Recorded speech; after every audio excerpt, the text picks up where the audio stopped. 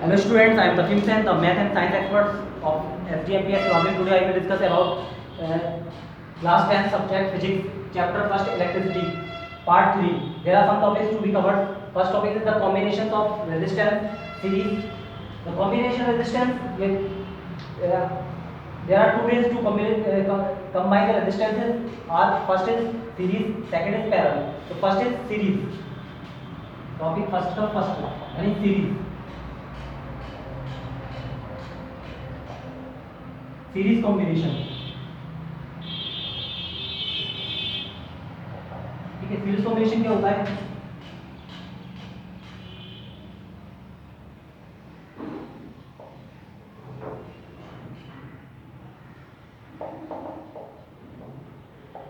R1 R2 R3 ये आई, ठीक है। तो series combination when two or more than two resistances are combined end to end, इसका end इसका, तो इसका end से connect हो जाए, इसका end to end consecutively they are said to be connected in series combination, ठीक है। Suppose R1 R2 R3 are three resistance connected in series, then V1 across R1, V2 across R2 और V3 across R3 at the total potential difference of all the resistance, total potential difference V, and the current, suppose current I flows through all the circuit, then V is equal to V1 is equal to plus V2 plus V3. तो V is equal to from Ohm's law,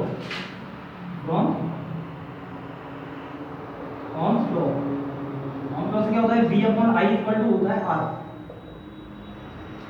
ठीक है।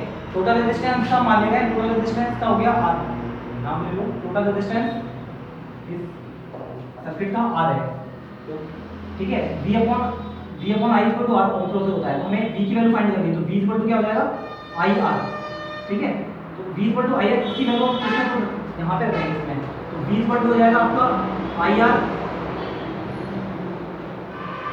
Equal to V1 कितना हो जाएगा? इस तरीके से V1 हो जाएगा IR1, V1 इक्वल टू क्या होगा? IR1 और प्लस V2 की वैल्यू कितनी हो जाएगी? V2 हो जाएगी IR2 प्लस V3 की वैल्यू कितनी हो जाएगी? IR3, इसमें से I कॉमन ले लो, IR equal to I common, तो R1 plus R2 plus R3, I से I cancel, therefore R equal to R1 plus R2 plus R3। इस तरीके से आपका सीरीज कॉम्बिनेशन है। इस तरीके से अगर ऐड हो गया 10 रेजिस्टेंसेस सीरीज कॉम्बिनेशन हो तो हम इसी को ऐड करते थे, R1 R2 R3 R4 R5 dot dot Rn तक ऐड करते चले जाते, ठीक है। नेक्स्ट आता आपका पैरेलल कॉम्बिनेशन, ठीक है। पैरेलल कॉम्बिनेशन में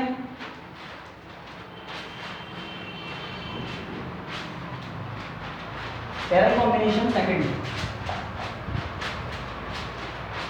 पैरेलल कॉम्बिनेशन,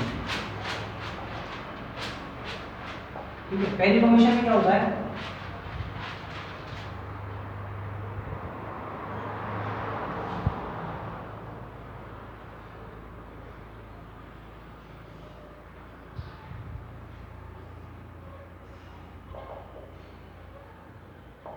ये V है, तो इनका टोटल पोटेंशियल डिफरेंस का क्या होगा? V, सभी रेजिस्टेंसेस के लिए पोटेंशियल डिफरेंस, ये R1 R2 R3, ठीक है। पैरेलल कॉम्बिनेशन होता है when two or more than two resistance are combined between the same point, A point मान लो, ये B, between the same 2 point, तो they are said to be combined in parallel. So suppose I current flows through the circuits, then I passing through I1 passing through R1, I2 passing through R2 और I3 passing through R3, क्योंकि जैसे pipe होता है, अगर एक pipe जैसे पानी, एक पाइप है और ये पानी इसी में जा रहा है, तो ये तीनों पाइप है वाटर स्पीड डिवाइड हो जाएगा। इससे इलेक्ट्रिसिटी में इलेक्ट्रिसिटी आई जा रही है, तो ये तीनों से वायरों में ये डिवाइड हो जाएगी, तो इसकी वैल्यू अलग होगी, इसकी वैल्यू अलग, इसकी वैल्यू अलग, ठीक है। और लेकिन पोटेंशियल डिफरेंस दो पॉइंट के बीच में होता है, तो ये सभी के लिए पोटेंशियल में भी एक ही रहेगा, ठीक है। देयरफॉर आई इक्वल टू यहाँ पे I1, क्यों जो चीज डिवाइड हो जा रही है उसमें V डिवाइड हुआ था V, ठीक है, और यहाँ पे I को डिवाइड किया गया हुआ है। और पैरेलल कॉम्बिनेशन में क्या होता है, I डिवाइड होती है, तो I को लेके चलते हैं, I equal I1 plus I2 plus I3, ठीक है। तो ओम्स लॉ से इसमें लिखिए फ्रॉम ओम्स लॉ से क्या होता है, V upon I equal to R, ठीक है। तो हमें I की वैल्यू करना, I इक्वल टू क्या हो जाएगा, I को ले लो, I equal to V upon R, ठीक है। और इसमें इसकी वैल्यू पुट करते हैं, I equal to V upon R, I1 क्या हो जाएगा, I1 इक्वल टू क्या डिवाइड हो रहा है, R1, तो V अपॉन R1 plus I2 equal to क्या हो जाएगा, V अपॉन R2, I3 कितना हो जाएगा, इस तरीके I3 की वैल्यू हो जाएगी V अपॉन R3, ठीक है। इसमें से V upon R equal to V common ले लो, तो 1 अपॉन R1 प्लस 1 अपॉन R2 प्लस 1 अपॉन R3, ठीक है। V से V कैंसिल हो जाएगा, तो क्या हो जाएगा, 1 अपॉन R इक्वल टू 1 अपॉन R1 प्लस 1 अपॉन R2 प्लस 1 अपॉन R3, ये आपका पैरेलल सीरीज कॉम्बिनेशन हो गया, ठीक है। इसके बाद नेक्स्ट टॉपिक आपका आता है domestic circuit.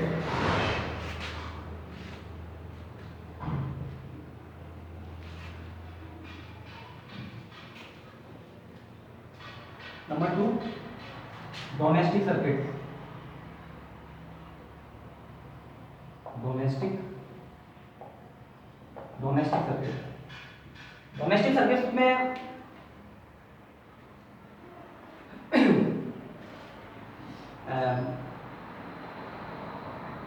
if we want to combine, if we want to connect more than bulbs, maximum number of bulbs, then for decorating, then the series combination is better, because all the electrical bulbs have only one switch, but in parallel series all the electrical bulbs have its own switch.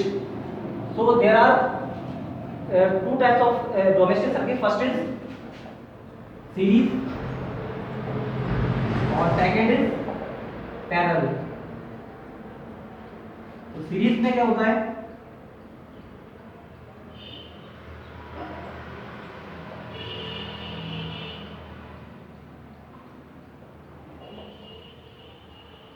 ये bulb है,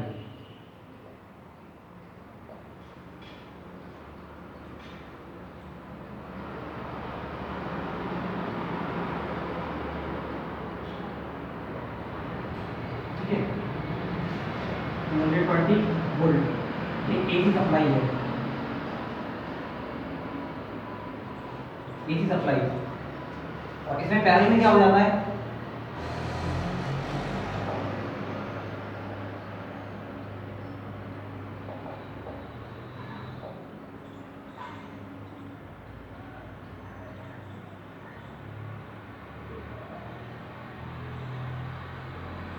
ये bulb है, इन सबका एक separate switch होगा,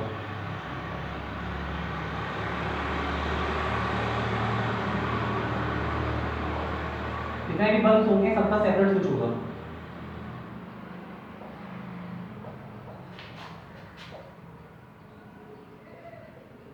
ठीक है।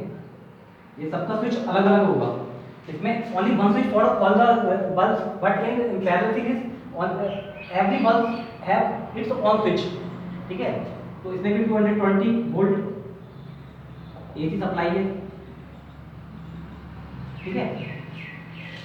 तो इसमें सीरीज कॉम्बिनेशन के क्या होते हैं, इसके डिसएडवांटेज दे दी,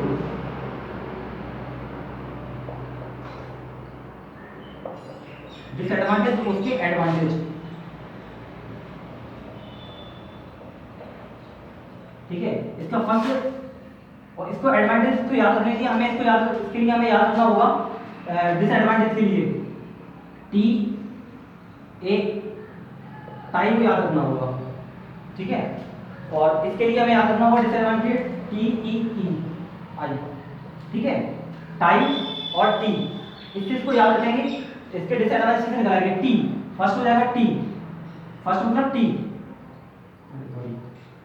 पहला आता है 1, टी टी फॉर क्या होगा, टी मतलब द ओवरऑल रेजिस्टेंसेस, इसमें क्या होगा, the overall resistances in the flow, over resistances increase due to which the current supply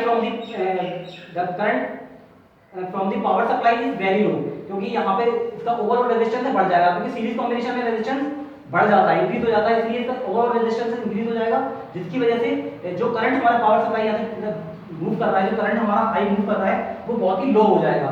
second है ए, ठीक है, यानी ऑल द इलेक्ट्रिकल अप्लायंसेस या all the electrical bulb do not have its own switch, ठीक है। इसका सभी का या फिर all the electrical bulb have only one bulb, one switch। इसी तरीके से थर्ड भी हो जाएगा, all the electrical appliances do not have the same voltage, ठीक है। अब इसमें सीरीज में सेम वोल्टेज नहीं होंगे, सबका वोल्टेज सबके अलग अलग होंगे, ये इसका एडवांटेज है। थर्ड इज इफ, फोर्थ आई, यानी इफ, आई मतलब इफ से स्टार्ट हो जाएगा। If all the resistances, if any one of the bulb या if any one of the electrical appliances do not work, then all the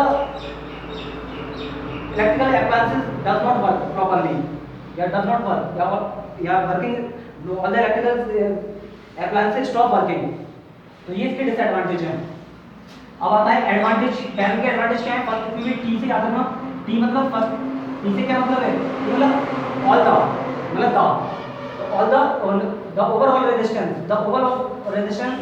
in parallel of the electrical appliances reduced, so the electric current from the power supply is very high, ठीक है। इसमें power supply का जो current होता है वो बहुत ही high हो जाता है। ई सेकंड, ई मतलब ईच इलेक्ट्रिकल बल्ब हैव या each electrical appliance have its own switch, सबका अपना अपना स्विच होता है। फिर थर्ड होता है E, like each electrical appliances या each electrical bulb have the same voltage, क्योंकि इनका वोल्टेज सबके सेम रहते हैं। फिर फोर्थ मतलब if anyone या any electrical appliances do not work properly, then the other keeps working normally। अगर यानी इसमें से एक भी बल्ब खराब हो जाता है, एक भी बल्ब काम करना बंद कर देता है, लेकिन इसके अदर जो बचे हुए होंगे वो आप अपने उसी तरीके से नॉर्मली वे में वो वर्क करते रहेंगे। तो ये इसके एडवांटेज हैं। फिर आपका आता है electric power.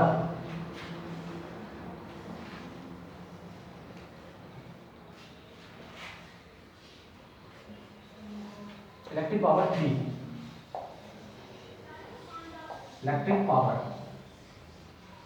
Electric power the rate of power, इसको डिफाइन कैसे करते हैं, the rate of doing electrical work is called electrical power, ठीक है। if तो पावर इज इक्वल टू क्या होता है, फॉर्मूला हो जाएगा power is equal to work upon time, ठीक है। तो power P is equal to power को P से डिनोट करते हैं, W मतलब W अपॉन T, ठीक है, ये फॉर्मूला हो जाता है। तो इसकी SI यूनिट जो होती है, इसकी SI यूनिट होती है पावर की होती है वाट, ठीक है। और इसको क्या कहते हैं, जूल पर सेकंड भी कहते हैं, जूल पर सेकंड, क्योंकि वर्क है जूल और टाइम सेकंड, जूल पर सेकंड, लेकिन इसको जल्दी वे में वाट कहते हैं, ठीक है। इसकी SI यूनिट वाट है, तो जूल पर सेकंड भी लिख सकते हैं। उसके बाद और 1 किलोवाट, ये भी याद रखना, 1 किलोवाट इज इक्वल टू होता है 1000 वाट, इसको भी याद रखना, ठीक है। 1 किलोवाट इज इक्वल टू 1000 वाट। अब आता है, अब इसमें सपोज कीजिए ये से कोई वायर है, ठीक है, ये ए और बी ये वायर है, इसमें कोई करंट आई फ्लो हो रहा है और कोई क्यू चार्ज यहाँ से यहाँ मूव कर रहा है, और मूव करने में से वर्क W वर्क जूल किया गया है, ठीक है। और इनके बीच में पोटेंशियल डिफरेंस भी है, ठीक है। तो the work done by the current I, ठीक है, by the current I for time t, by the current I for time t, ठीक है, across या under the potential difference V, then W is equal to V into I into T, ठीक है। अब इसकी value इसमें ये first मान लो, तो इसकी वैल्यू से पुट कर दो, तो P इक्वल टू क्या हो जाएगा W V into I into T, ठीक है, अपॉन T, T से T कैंसिल, तो P इक्वल टू क्या हो जाएगा V इंटू I, तो ये फॉर्मूला हो जाएगा P equal to V into I, ठीक है। अगर यहाँ पे देखें V की वैल्यू का रखते हैं ओम्स लॉ से, ठीक है, तो V इक्वल टू क्या होता है V upon I equal to R होता है, ठीक है। तो V की वैल्यू क्या हो जाएगी V इक्वल टू IR, तो इस यहाँ पे V की वैल्यू IR रख देंगे तो क्या हो जाएगा, तो P इक्वल टू V की वैल्यू IR इंटू T, तो क्या फॉर्मूला बन जाएगा equal to I square RT,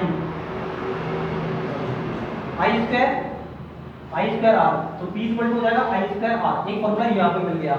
अब यहाँ से हम अगर I स्क्वायर की वैल्यू रख देते हैं, ठीक है, इसी से I की वैल्यू निकाल लेते हैं इसे ओम्स लॉ से, तो I इक्वल टू क्या हो जाएगा V upon R equal to I, ठीक है, यानी I की वैल्यू V अपॉन R रख देंगे। तो अब यहाँ पे तो क्या हो जाएगा, इसको आगे देख लो यहीं पे, तो ये हो जाएगा P इक्वल टू I की वैल्यू नहीं है V अपॉन R स्क्वायर, ठीक है, इंटू R, तो क्या हो जाएगा इक्वल टू V स्क्वायर तो ऊपर बचेगा और नीचे R स्क्वायर से R कट जाएगा तो R, तो ठीक है, तो पावर की फॉर्मूला हो जाएगा देयरफॉर P इक्वल टू हो जाएगा V स्क्वायर अपॉन R, एक फॉर्मूला पावर का ये मिल जाएगा, ठीक है। इसके बाद आता है आपका, हाँ नेक्स्ट देखिए,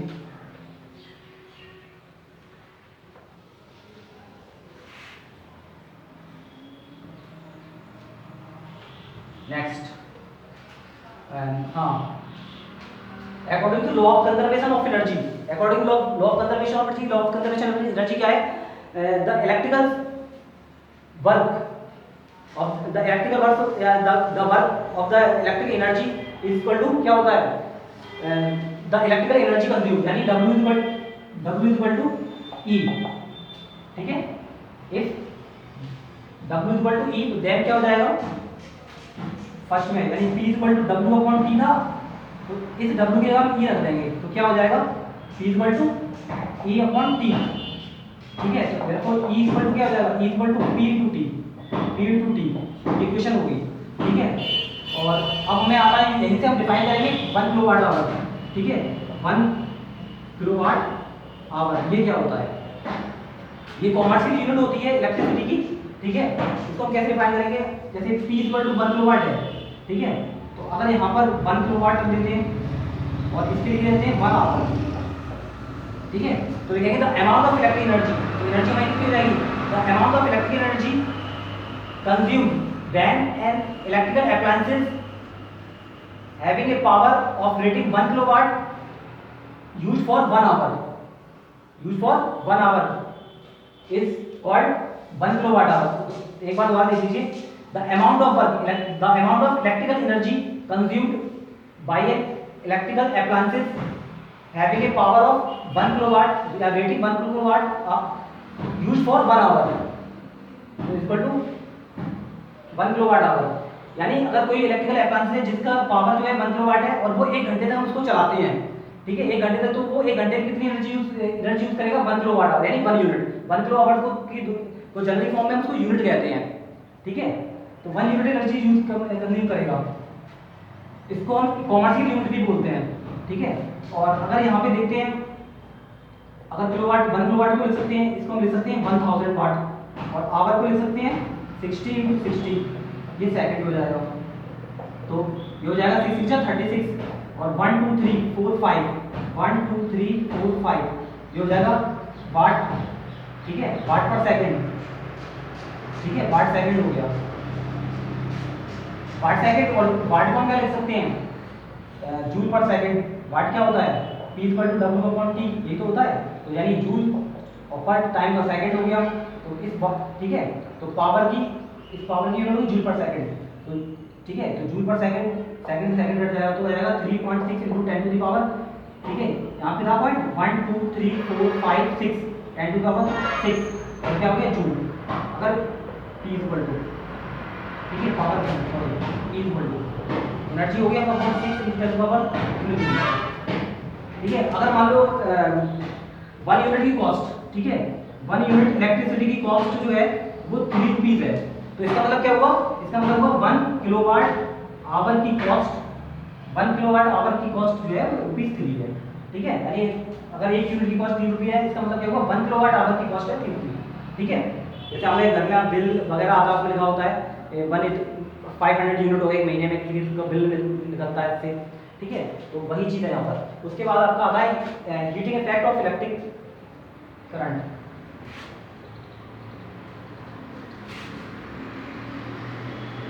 फाइव टॉपिक, ठीक है, 5 number effect of electric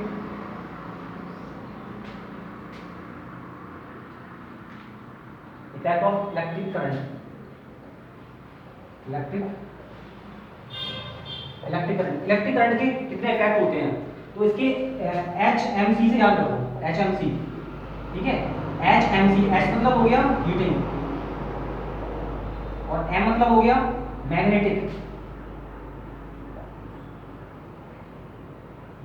effect, heating effect, magnetic effect, और C मतलब हो गया केमिकल। ठीक है, केमिकल इफेक्ट हम हायर क्लास में पढ़ेंगे, अभी 10th में पढ़ेंगे, और 10th में मैग्नेटिक इफेक्ट के बारे में पढ़ेंगे, वो भी नेक्स्ट चैप्टर में, सेकंड चैप्टर में पढ़ेंगे। और इस चैप्टर में पढ़ना है हीटिंग इफेक्ट के बारे में, इलेक्ट्रिसिटी का, इलेक्ट्रिक करंट का भी हीटिंग इफेक्ट पढ़ना है।